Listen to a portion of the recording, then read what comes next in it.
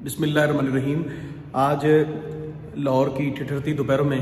एक बात, अभी दौरान क्लास एक सवाल हुआ कि नबी अकरम सल्लल्लाहु अलैहि वसल्लम ने फरमाया ला यदखुल जन्नत कातिउ राहिमिन, और एक हदीस में फरमाया कि ला यदखुल जन्नत कत्तातुन, और मुख्तलिफ तुरुक से मुख्तलिफ जो है वो अल्फाज मरवी हैं। तो सवाल ये सामने आया कि अगर इंसान किसी ऐसी सूरत हाल का सामना कर रहा हो कि जिसमें आप अपने एक रिश्तेदार से, एक दोस्त से, एक अजीज से अपनी इज्जत, अपना माल, अपनी राजदारी या जो है वो अपनी आबरू जो है वो उसको महफूज फील नहीं करते हैं, तो उससे ज़रा फासला कर लेना, क्या ये भी कतई कलामी है? क्या ये भी उसी ज़ुमरे में आता है कि जिसमें रसूलुल्लाह सल्लल्लाहु अलैहि वसल्लम ने जो वईद फरमाई है इसके ऊपर? सच्ची बात है कि कुछ लोग वाक़तन ही ऐसे शरीर होते हैं कि उनके शर से बचना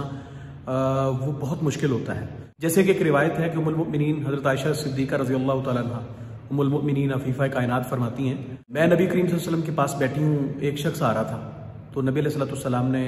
उसको देख के फरमाया कि आयशा ये बहुत बुरा आदमी है।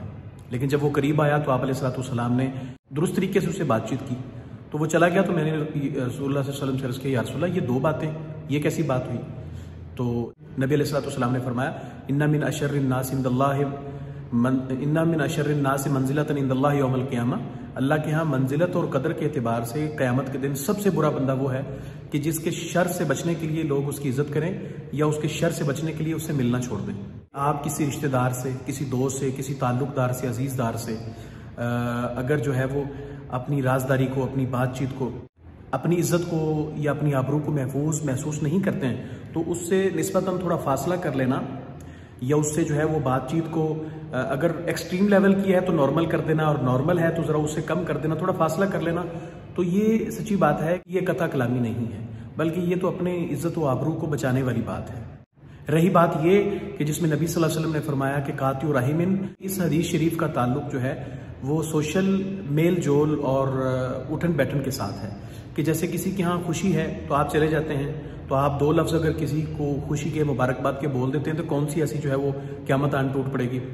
या आप किसी के यहाँ फोतदगी हो गई है या किसी के यहाँ कोई गमी हो गई है, तो आप किसी के यहाँ अफसोस के लिए चले जाते हैं, ताज़ियत के लिए दो कलिमात कह देते हैं, दुआया कलिमात, खैर के कलिमात कह देते हैं,